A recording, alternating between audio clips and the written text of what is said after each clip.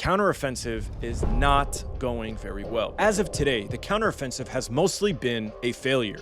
Minimal gains, heavy losses. That's not how you would define success. So why are the Ukrainians struggling to even penetrate the first line of defense? What even is the first line of defense?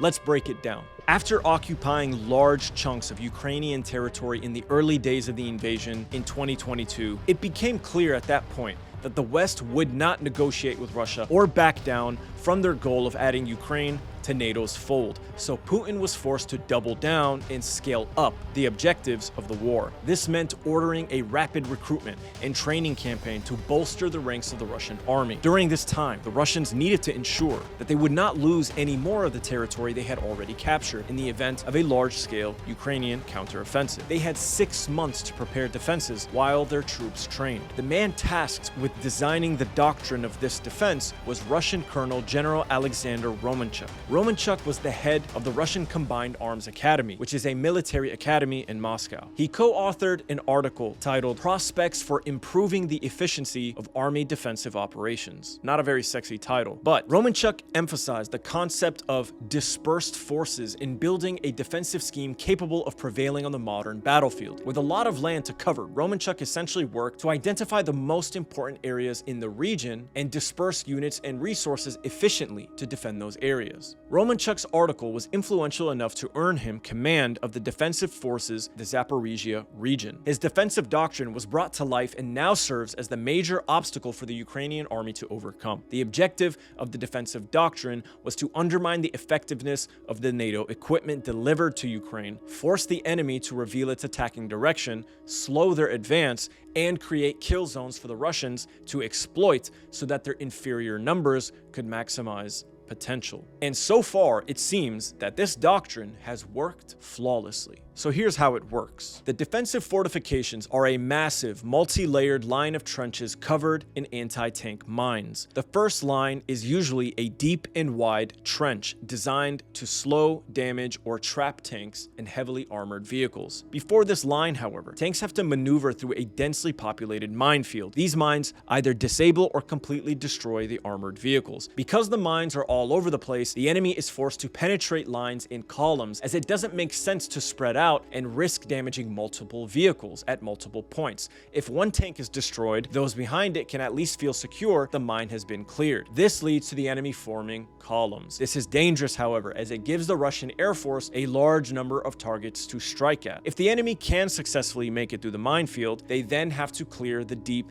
anti-tank trench. While trying to maneuver down into the trench or up out of it, the tank cannon gun becomes incapable of firing. This process makes the tank a sitting duck for a period of time. Russian spotters in the air and on the ground can locate these tanks and deliver the coordinates to artillery, attack helicopters, or kamikaze drones, which then attempt to strike the tank. If the tank survives, they then exit the deep trench, but then they have to maneuver through another minefield. If they should decide to retreat, however, they may come into contact with another field of mines. How is this possible? Well, this is because the Russians have been utilizing what they call agricultural remote mine laying system. They call it agricultural because it literally sets an entire field of 5 to 15 kilometers worth of mines. It's essentially a truck similar to a rocket artillery system that fires missiles containing mine tubes. The tubes are given coordinates, so the entire process is automated after firing. This means the exit path is just as dangerous as the entry path and has led to a number of vehicles being destroyed during a retreat. All of this, of course, slows an enemy to a dangerous crawl. And this is just the tank ditch. After clearing the initial line, the enemy would then have to cross through open fields with more mines and move towards a layer of hedgehog and dragon teeth barriers. The result here is the same: to force tanks to slow down. When trying to clear the barriers, they either become damaged or their cannons are pointed in the wrong directions, rendering them ineffective. They essentially become easy targets for artillery, helicopters, anti-tank guns, and kamikaze drones. And this layer, again, is littered with mines in front of and behind the line. In some areas, there is an opening in the defensive line designed to bait the enemy in. This is obviously not where the enemy would want to go, given that these openings are pre-documented and the coordinates are readily available for artillery fire. In the heat of battle, however, some enemy units may choose to take the bait out of desperation. If the enemy can penetrate the anti-tank ditch and the dragon teeth barriers, they must then clear the zigzag trenches filled with snipers, anti-tank gunners, and armored vehicle operators. Russian vehicles are buried into the trench to protect the hull, exposing only the cannon and the turret. The trenches are dug into zigzags so that the enemies that are storming them are incapable of having a direct line of fire on the defending troops inside the trenches. Behind these trenches are another set of smaller trenches dug around artillery firing positions. All of these layers combined make up just the first line of defense, and the Ukrainians have yet to penetrate it, and it shouldn't come as a surprise. NATO may have given the Ukrainians heavy armored vehicles, but they are still at a disadvantage due to the fact that they lack artillery, air defense, and air power. Ukrainians are limited in the amount of artillery shells that they have, and their PAC-2 air defenses are either damaged, destroyed,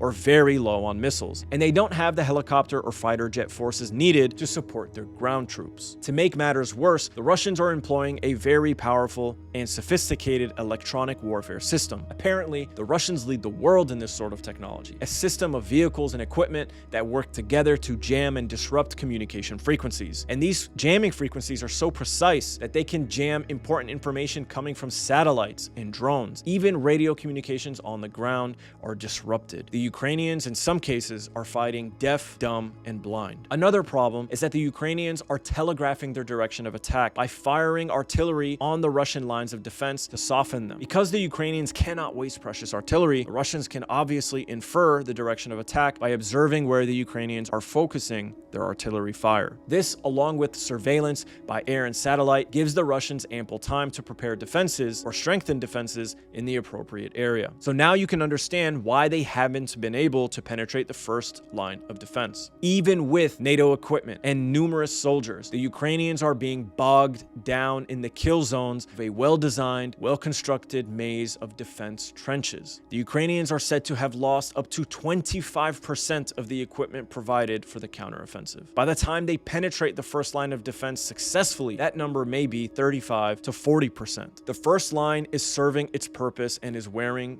down the enemy. But the unbelievable thing about all of this is that the first line of defense isn't even meant to be the most difficult of all the defenses for Ukraine to penetrate, nor was it meant to last this long. The first line was meant to slow down the attackers and force them to reveal their attacking directions. The Russians were going to assess these probing activities by the Ukrainians and then fall back onto the second line of defense and defend the region they believed the Ukrainians were heading in. But that hasn't even happened yet. Now, after a few weeks of fighting, it seems the Ukrainian objective in Zaporizhia is clear. Their objective, according to this widely circulated battle plan, appears to be the capturing of Tokmak on the way towards their main target, Berdyansk. As you can see, the Russians were very well prepared for this. The counteroffensive isn't over yet, but so far it would seem that General Romanchuk's defensive doctrine has worked to a T. A year ago, the Russians were being mocked and ridiculed for their poor performance to start the war. Today, however, the Russians are destroying NATO equipment and strategy on the battlefield. War is all about momentum swings and opportunity shifts. Will the odds swing back in Ukraine's favor, or is the writing on the wall? Let me know what you think in the comment section. If you want to read more about Colonel Romanchuk and his defense doctrine, check out this article written by the legendary Scott Ritter, where he goes into greater detail. Thanks for watching, and don't forget to subscribe, as it helps with the algorithm. Trust nothing.